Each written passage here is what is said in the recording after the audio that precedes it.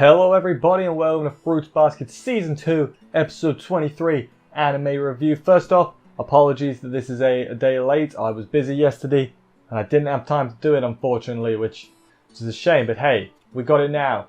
Onto the episode itself. It was a blimmin' good episode. Most of the episode was took up with the Cinderella, the play, and boy, it was...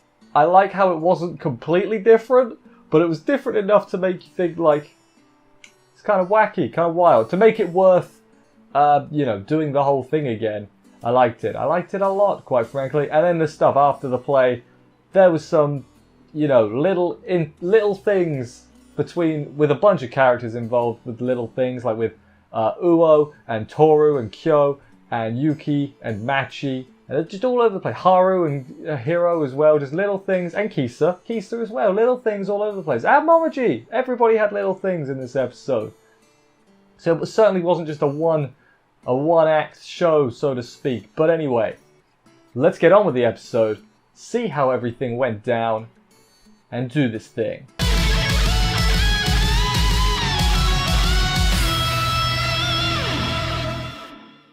We open up with your boy and your girl, Hiro and Kisa, going to see the play. You know, Toru's crazy play. They run into Haru and Momoji. Haru picks up Kisa like an absolute, I don't know what to call him, like a muscle man. I don't know. And Hiro gets all embarrassed, not embarrassed, but like annoyed because like, that's my waifu, Haru. You've got your own. Hands off, basically.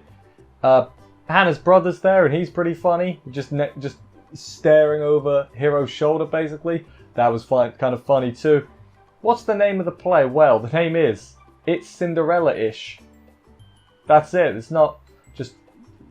I thought they were like, just saying it themselves because they were like, yeah, we know it's kind of weird, but no, that's actually the name of the thing. So that's pretty damn wild. I think it's fair to say.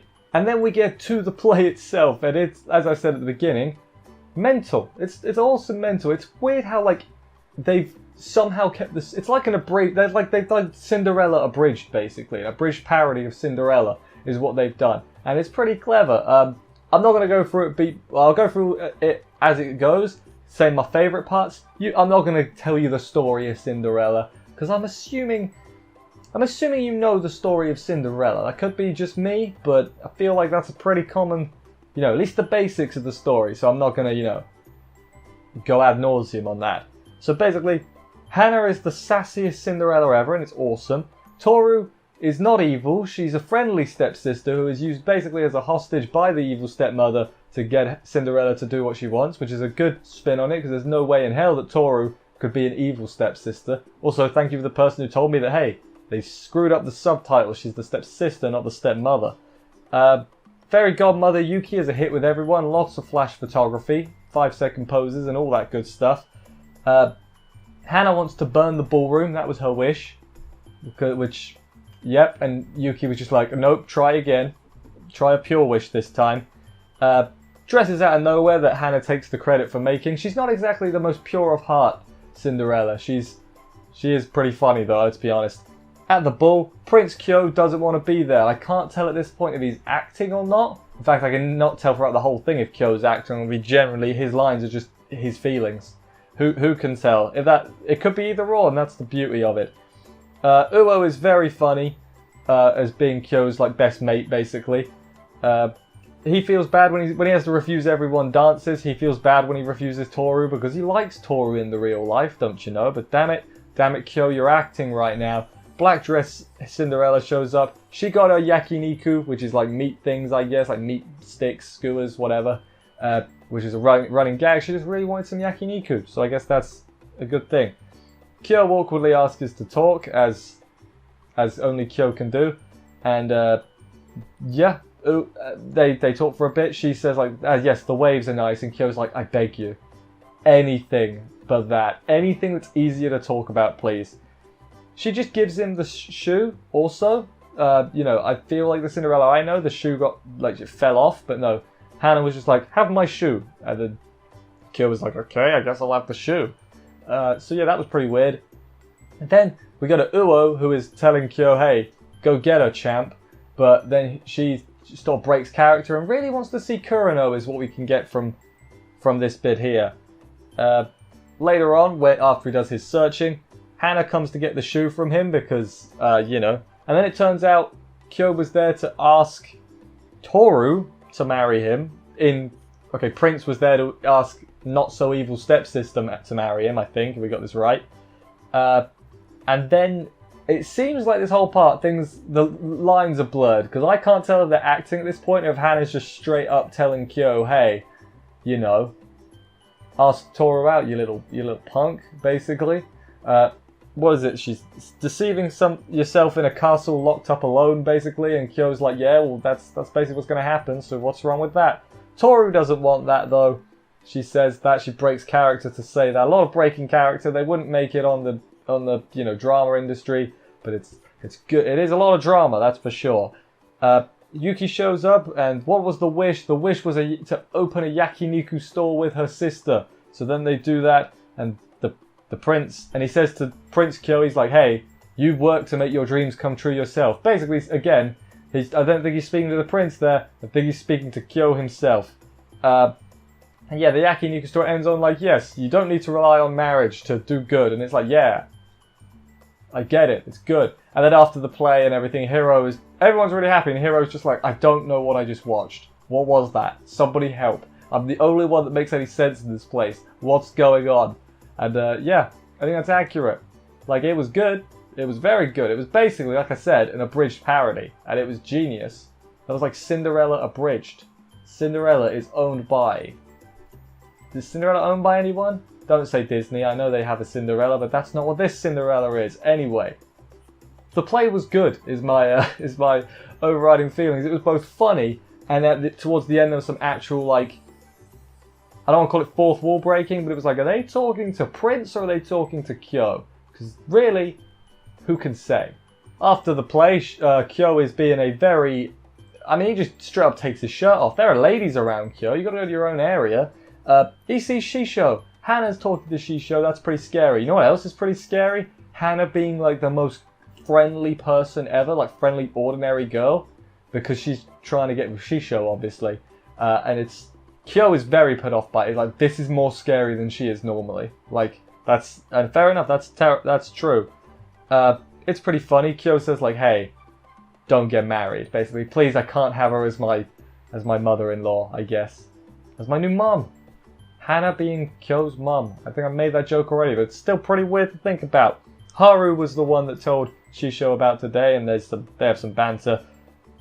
He wants to say hi to Toru. Kyo gets all embarrassed? We'll go with embarrassed because of the whole, no, she doesn't want that thing from earlier.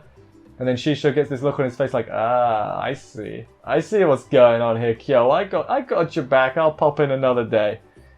So good stuff there, Shisho. Best bro.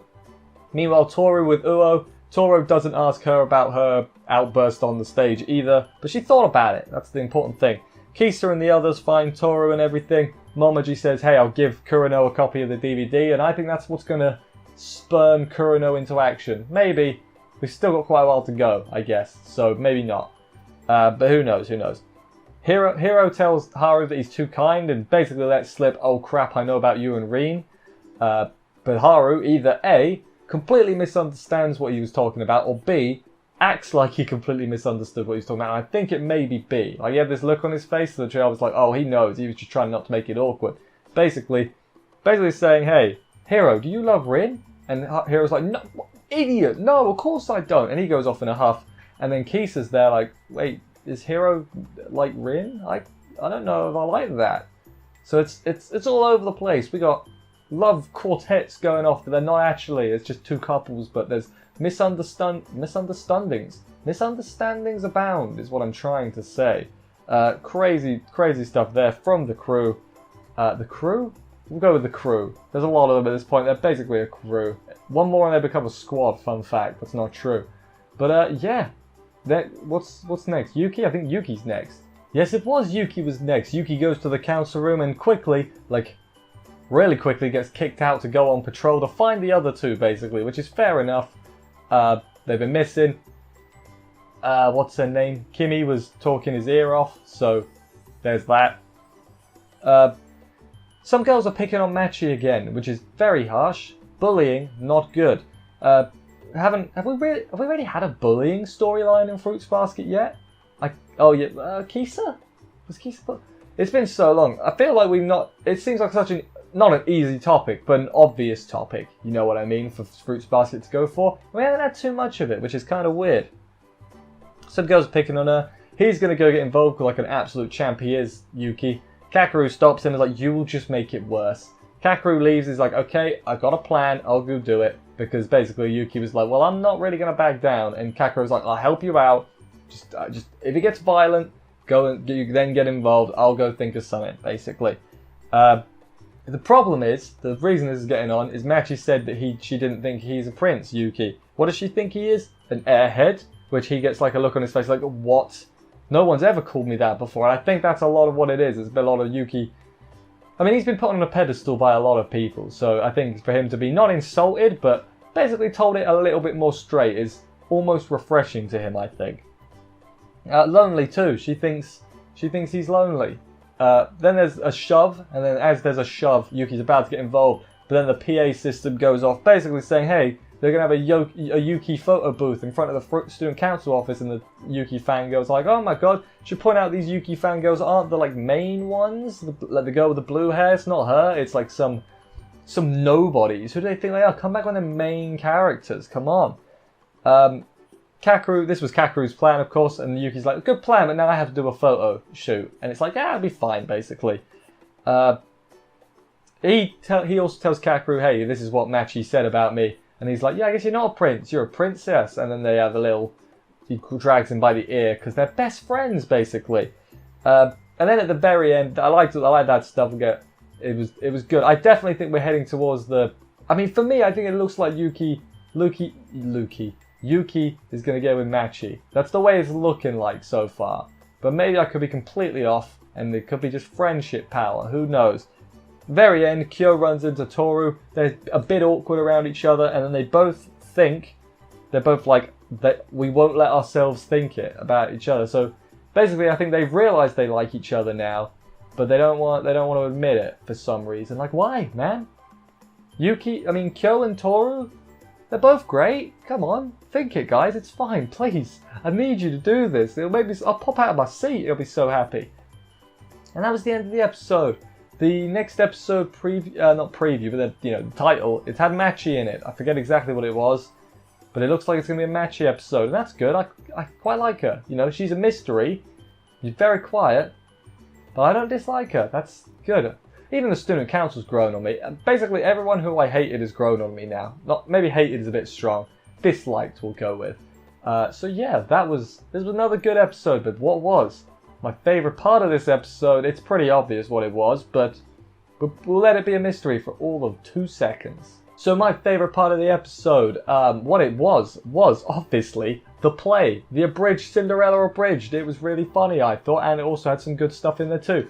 Now you may be wondering, Mr. the Sandyman, that's what I go by, that's on my birth certificate. Normally you have a little video thing here, right, saying what it is, or showing it. And that's true, and to that I would say, yes, dear viewer, I do normally have that. However, in the last week or two, I've been getting a lot of copyright claims because of it, so it's got to go away. Sorry, don't blame me, blame Japan. Well, not all of Japan, some of them are quite nice. Blame the companies that don't understand copyright, or fair use, I should say more specifically, because I'm not going to get into that whole spiel. There are many, many videos probably, or files you can do to look at it. But anyway, back to my favourite part of the episode. Rant over, right? The play was it was funny. Hannah was a great Cinderella because she was such a bad Cinderella, if that makes sense. Toru being the sympathetic stepsister was good. Kyo being the flipping couldn't be asked prince. Couldn't tell if he was acting or not, but that was good. Uo being the best bro. I guess bro, we'll go with bro, that works. That was good. Who else was good in it? Everyone was good, really. Yuki being pretty, the straight man, I guess we'll say, to everyone else's comedic flair. It was like, no, be normal. It was kind of good. The narrator did a good job as well. He was kind of funny. And then towards the end, all the actual, like, ooh, are they talking to the prince or are they talking to Kyo type stuff doing? That was good as well. And Hero's reaction at the end, where he doesn't really get what the hell it was, but hey, it was a good time. So yeah, liked it. Liked the play a lot. Yeah, it was a good episode. It was another good episode. I feel like I've said that. We've this what, week 23? I think. Feel like every week I've said it's been a good episode. But it's still true, you know. It's not been not true ever. So yeah. Anyway. Thank you everybody for watching this review. I hope you enjoyed it. If you did, please consider subscribing and stuff for more reviews. That would help me out a lot. I will see you next week for another episode of this. Take care and bye guys.